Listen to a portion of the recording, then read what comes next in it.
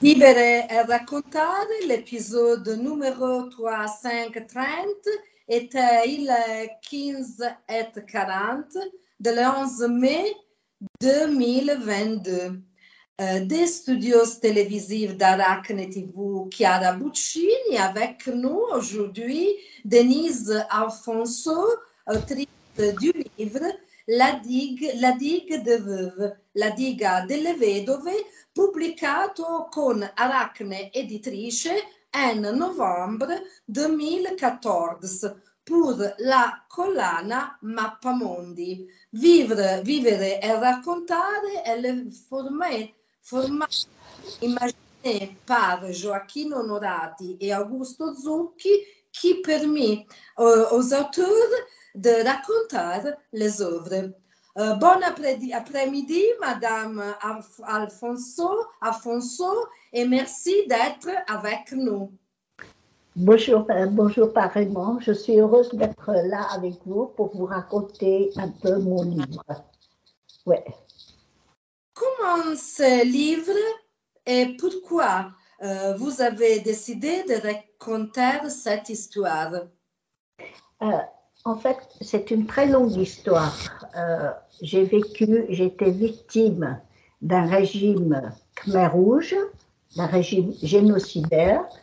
Je vivais au Cambodge à l'époque, je travaillais à l'ambassade de France. Et quand le pays devait tomber dans la révolution communiste Khmer Rouge, c'était des Khmer Rouges pro-chinois, très durs, je devais quitter le pays. Mais à l'époque, j'étais pas mariée, mais je vivais avec un communiste chinois. Mon mari, le communiste chinois, il était persuadé que les Khmer Rouges ne feraient pas de mal à la population. Et quand ils sont arrivés, ils ont donc vidé toute la capitale. Tout le monde, moi je n'ai pas pu partir parce que là j'étais complètement bloquée. Je ne pouvais plus sortir du pays.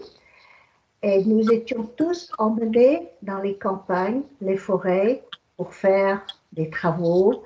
Ils nous déshumanisaient, ils ne nous donnaient pas à manger. Nous devenions tous des objets pour eux. Voilà. Et nous devions travailler très dur, sans soins médicaux, sans nourriture, sans confort. Nous vivions normalement et là, nous devions vivre dans la forêt comme des animaux. Et pourquoi j'ai écrit après, quand le pays est tombé 4 ans après, ils étaient arrivés le 15 avril 1975, j'ai pu en sortir en 1979. Là, j'ai pu rejoindre la France et de la France, j'ai dû écrire ce témoignage. Et pourquoi je l'ai écrit? Parce que jusqu'en 1990, dans la communauté internationale ici, personne ne voulait croire que les Khmer Rouges ont tué tous ces gens-là. Avant la fin de la guerre froide, en 1990,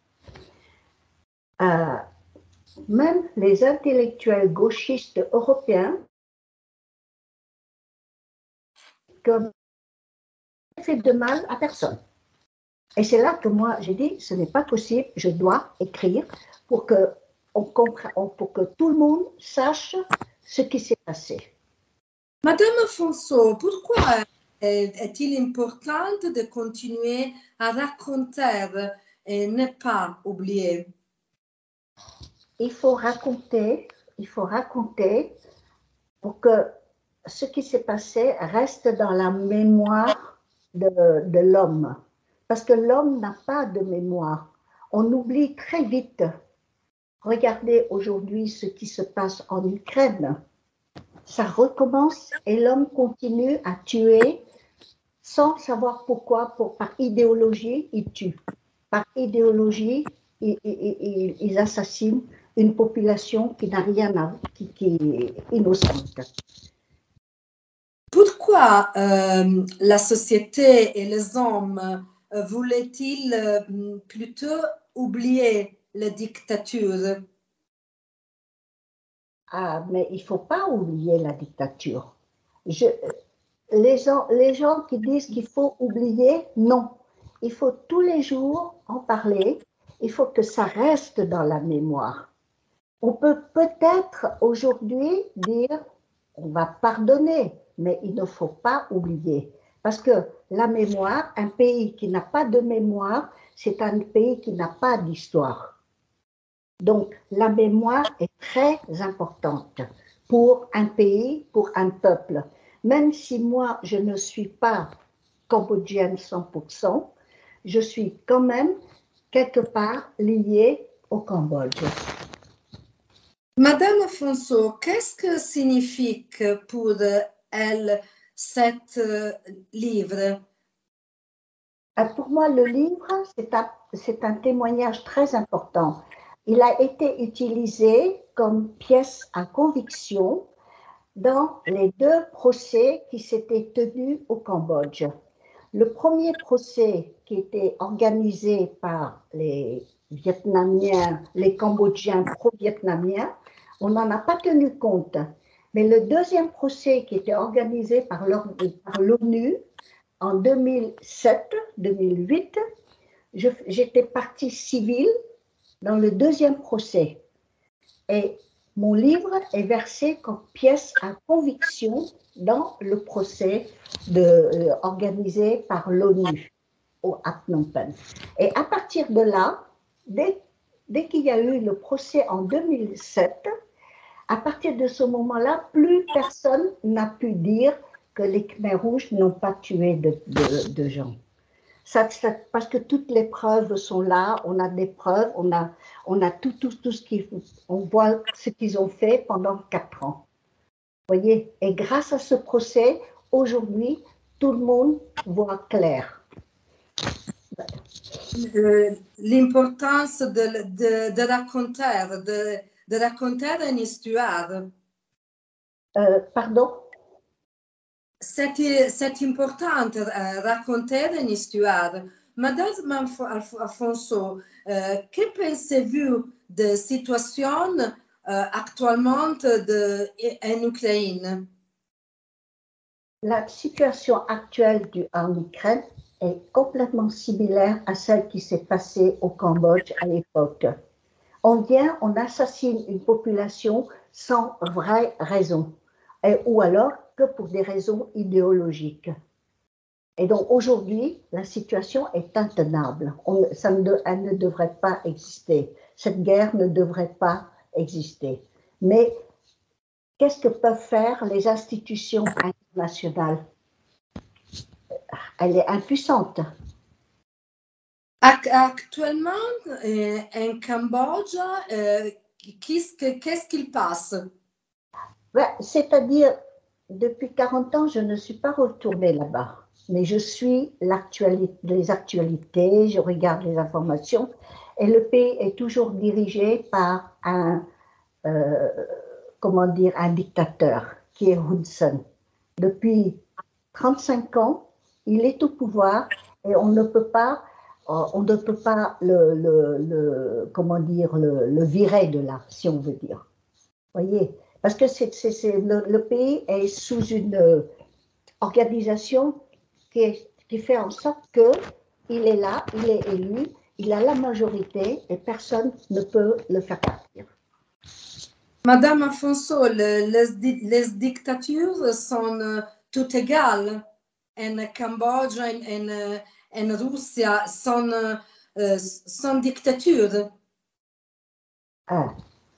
Au Cambodge, en Russie, en Chine, aujourd'hui, on ne peut pas dire qu'il n'y a pas de dictature. C'est les mêmes dictateurs, c'est les mêmes régimes totalitaires qui aujourd'hui gouvernent ces continents. Donc le Cambodge, aujourd'hui, n'est pas un pays vraiment démocratique. Il faut